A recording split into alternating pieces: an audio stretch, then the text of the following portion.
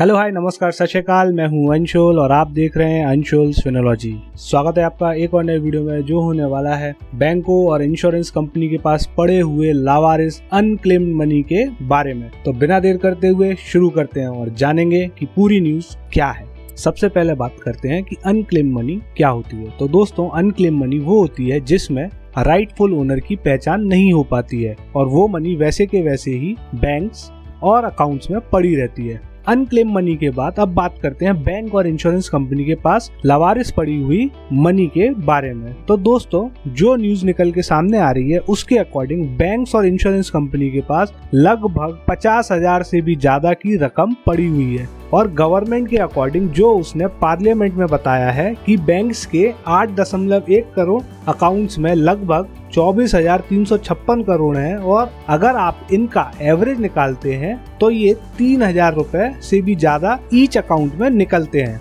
और insurance company के पास लगभग 24,586 करोड़ रुपए लावारिस पड़ा हुआ है। अगर नेशनलाइज बैंक की बात करें तो 3,030 रुपए एवरेज बैलेंस के रूप में निकलकर सामने आता है, जिसमें से 2,710 रुपए अकेले स्टेट बैंक ऑफ इंडिया में है और ₹3,340 प्राइवेट लेंडर्स के पास है। फॉरेन बैंक्स में ये अमाउंट बढ़ जाता है 9,250 रुपए, वो भी इसलिए क्योंकि फॉरेन बैंक्स के पास 6.6 लाख अकाउंट्स में ये रकम पड़ी हुई है। इसके अलावा 654 रुपए के साथ लोएस्ट है स्मॉल फाइनेंस बैंक और 1,600 रुपए एवरेज जो है रीजनल रूरल बैंक्स में। फाइनेंस मिनिस्ट्री से भागवत करत जी ने कहा है कि इसके लिए आरबीआई ने एडवाइजरी भी बैंक्स को दिया है कि उनको प्रोएक्टिव अप्रोच के साथ इसमें सुधार करना पड़ेगा। बैंक्स के केस में आरबीआई ने मैंडेट किया है कि अनक्लेम अमाउंट को ट्रांसफर करना चाहिए depositor education and awareness fund में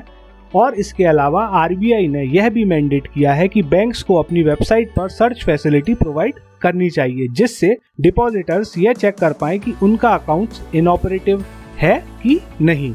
वहीं इंश्योरेंस कंपनी के केस में उन्हें ये पैसा ट्रांसफर करना पड़ेगा अगर 10 साल में कोई भी क्लेम नहीं करता है इन पैसों को सीनियर सिटीजन वेलफेयर फंड में ट्रांसफर करना पड़ेगा जिससे इस अनक्लेम्ड मनी को यूटिलाइज किया जा सके सीनियर सिटीजन्स के वेलफेयर के लिए। ऐसा पार्लियामेंट में बताया गया है कंसर्न मिनिस्ट्री ने। अब बात करते हैं कि ऐसा होता क्यों है और ये पैसा बढ़ता क्यों जा रहा है बैंक्स और इंश्योरेंस कंपनी के पास। तो दोस्तों देखिए इंश्योरेंस सेक्टर में ये तब होता है जब आप मैच्योरिटी अमाउंट क्लेम नहीं करते हैं। दूसरा, फैमिली मेंबर्स अनअवेयर होते हैं पॉलिसी रिलेटेड डॉक्यूमेंट्स और पॉलिसी से कि पॉलिसी परचेज हुई भी है कि नहीं। तीसरा, डॉक्यूमेंट मिसप्लेस हो जाते हैं at the time of maturity. चौथा, नॉमिनेशन फैसिलिटी अवेलेबल नहीं होना। ये सब कॉमन फैक्टर है अनक्लेम अमाउंट बढ़ने के। अब बात करते हैं बैंक में। तो दोस्तों बैंक्स में भी लगभग सेम ही कारण होते हैं बट मैंने कुछ पॉइंट सेलेक्ट करे हैं जैसे एड्रेस चेंज हो जाना, क्योंकि ये मेजर कारण होता है जब आदमी एक सिटी से दूसरी सिटी में जाता है। दूसरा, मल्टीपल अकाउंट्स का होना और थोड़ा बहुत पैसा उन मल्टीपल अकाउंट्स में बच जाना। तीसरा, डॉक्यूमेंट प्रॉपर नहीं होना।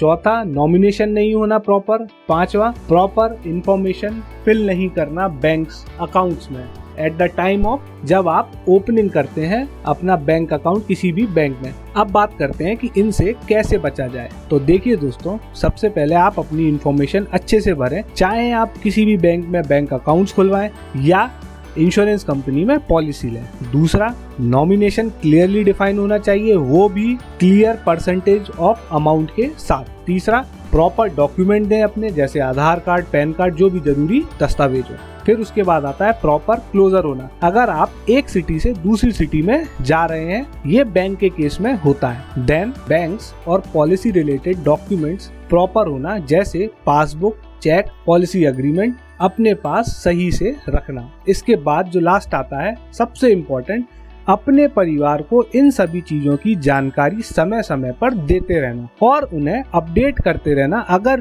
कोई भी नई इंफॉर्मेशन आती है इन सब चीजों से रिलेटेड। अब बात करते हैं मेरे ओपिनियन की। तो दोस्तों मेरे हिसाब से यह सब कागजी रकम है क्योंकि हम इंडिया में हैं और यहाँ सब दुगना हो जाता है और कितना अमाउंट करप्शन में चला गया, कितना बैंक्स ने अपने एनपीओ को साफ करने में लगा दिया, कोई नहीं जानता। पर आप जरूर कमेंट करके बताइए कि आपको क्या लगता है, गवर्नमेंट ने जो अमाउंट बताया है वो सही है या नहीं, कि ये अमाउंट और भी बड़ा है? और इसके अलावा यह भी बताइए कि गवर्नमेंट और आरबीआई को और भी ज्यादा ट्रांसपेरेंसी लानी चाहिए स्ट्रिक्ट रूल के साथ। और हाँ, अगर आपको ये वीडियो पसंद आया हो तो प्लीज लाइक करिए, सब्सक्राइब करिए और ज्यादा से ज्यादा इसको शेयर करिए। और हाँ, मास्क पहनिए, घर पे रहिए, हाथ धोते रहिए, 2 गज की दूरी बनाकर रखिए। तब तक के लिए जय हिंद, जय भारत।